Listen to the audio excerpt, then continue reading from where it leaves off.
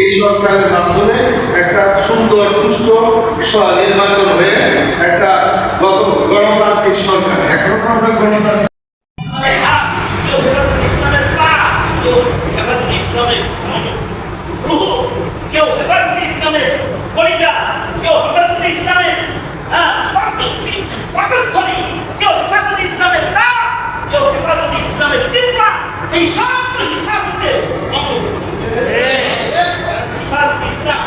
এটা আমাদের মুরব্বীদের আকাবিরদের রেখে যাওয়া একটা কামান।